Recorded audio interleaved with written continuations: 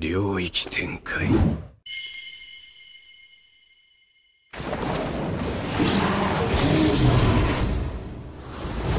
福間水師 Malevolent Shrine, the only domain expansion that doesn't require a barrier to function, thus being known as a truly divine technique. But why does having no barrier with your domain expansion make it so special? Well, that's because Akutami explained it as an artist painting on air without a canvas. Essentially, the barrier is the canvas for the sorcerer or cursed spirit, which allows them to enact their domain. However, in that sense, Ryomen Sukuna can literally paint on thin air. What's up guys, recently I've wanted to take a few steps back and uncover the details behind each character's domain expansion and what makes it so great, since we all know that these domain expansions can be pretty complicated, not mentioning any names. But before we get into explaining Sukuna's domain expansion, be sure to subscribe to the channel if you're new and hit the notification bell to stay updated on latest uploads. This video will contain spoilers from the manga. We've seen Sukuna's Malevolent Shrine activated 2 times so far in the Jujutsu Kaisen series, so it's understandable why quite a few of us still have trouble understanding it. So why don't we enter Sukuna's domain and explore every crook and cranny to get a better understanding. So of course, without further ado, let's get straight in.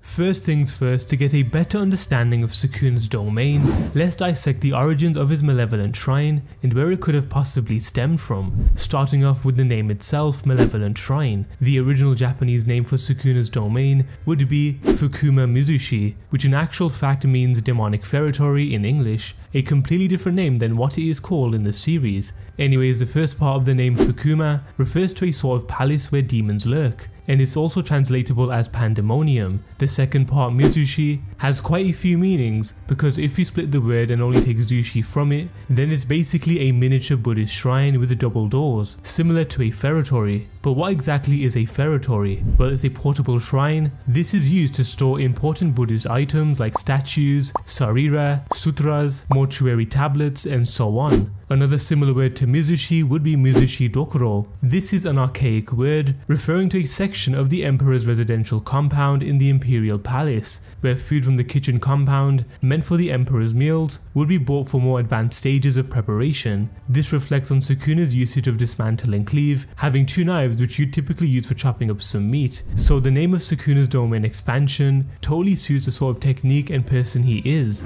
Now as for the history behind the Malevolent Shrine, well, it's noted that he was indeed able to use his domain expansion during his heydays, which was the golden age of shamans, but as for how he was able to develop or even awaken it is still a mystery. We've got to keep in mind that Sukuna is still shrouded in so much mystery, and although Jujutsu Kaisen is almost 200 chapters deep, Sukuna has only made a few limited appearances, but we were lucky enough to witness his insane domain expansion.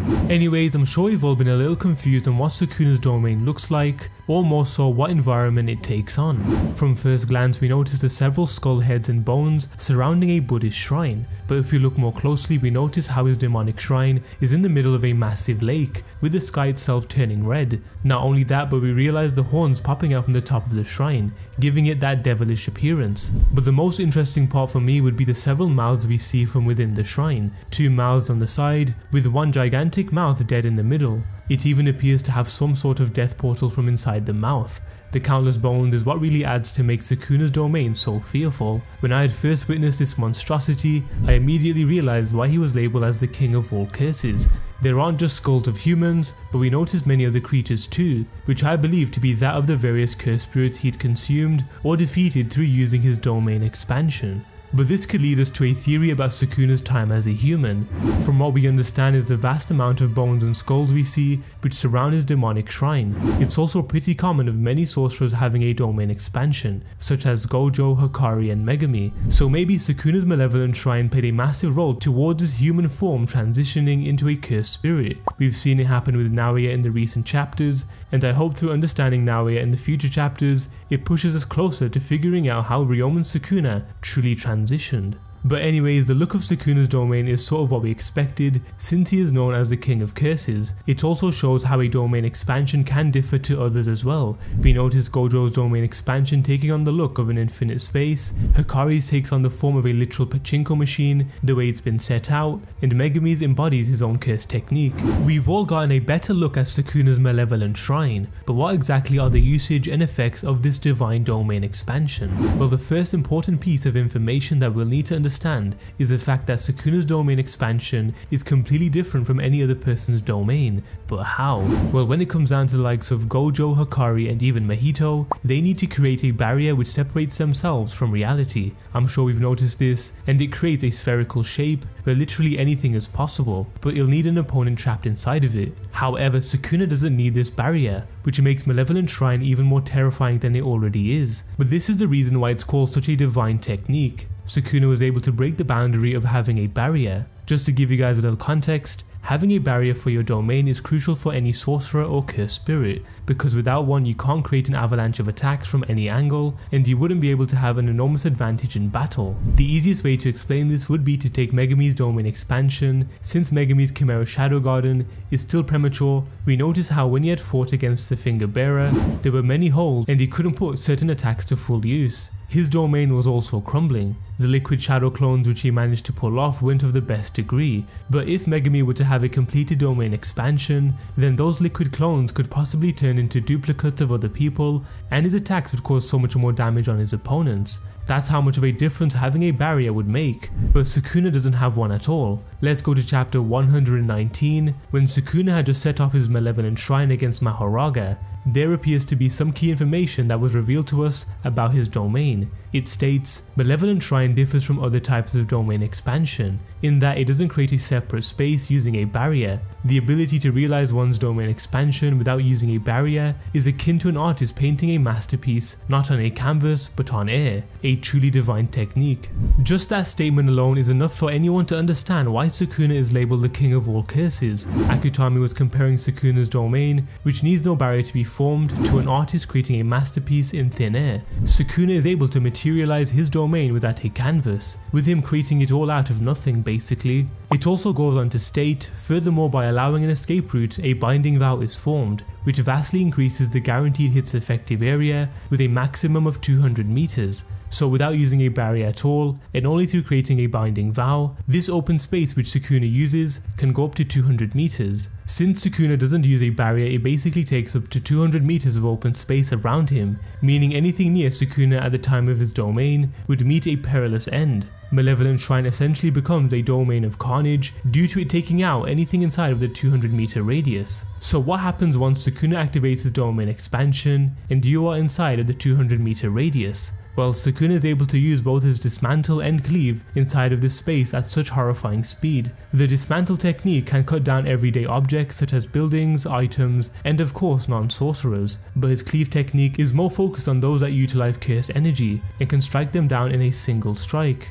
But can you imagine both of these attacks going off at once at a ridiculous pace inside of the 200 meter radius, thus literally destroying everything? In chapter 119, Sukuna only uses the space of 140 meters since he wanted to keep Megami alive and safe. However, once he initiated it, he killed off all the civilians in a blink of an eye, as well as every single building into nothing but pure dust. But what makes Malevolent Shrine such a truly divine technique? Sukuna made a name for himself as the king of all curses during the golden age of shamans, and throughout the 1000 years that he's been sealed for, his name continued to live on as the most evil and powerful being to exist. Regardless of the many appearances of various six eyes and limitless technique users, Kenjaku would brush them aside as nothing more than nuisances getting in the way of his plans. The general idea of Sukuna is just astonishing, so for him to have a domain expansion at such a level is befitting for him. The fact that Malevolent Shrine needs no barrier, as well as the insane power it holds, makes it a very unique domain. But Malevolent Shrine would be nothing without Sukuna. The only reason why Malevolent Shrine can materialize into reality is because of Sukuna's greatness. The statement of the masterpiece being painted on thin air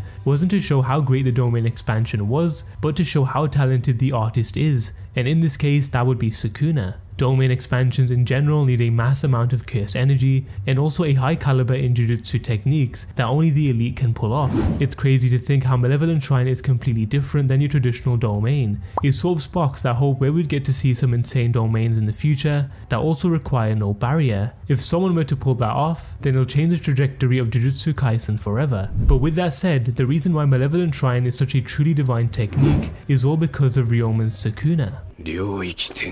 But anyways, we've come to the end of this video. Explaining various domain expansions has been on my mind for a while, and I know that there are some of you guys who don't really understand the concept of certain domains. There are so many domain expansions I'd love to cover, such as Gojo's Unlimited Void, Mahito's Self-Embodiment of Perfection, and of course Hikari's Idle Death Gamble, which will probably kill me trying to explain it. But what do you guys think of Sukuna's Malevolent Shrine? Is it enough to defeat the likes of Gojo? Be sure to let me know your thoughts down in the comment section below. As always, like this video and subscribe to the channel if you're new, and I'll see you guys in the next one.